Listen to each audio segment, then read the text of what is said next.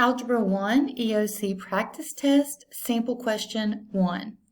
So the question says factor the polynomial s squared plus 12s plus 32. So if you remember, we're going to multiply a times c. So if we look here, we've got a equals 1, b equals 12, and c equals 32.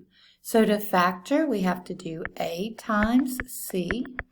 A times c is 32, and we need to add to get b. Add to get 12.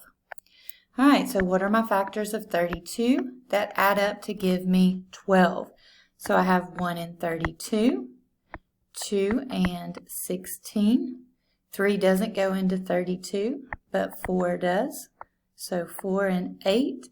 And we can stop there because we can see that 4 times 8 is 32.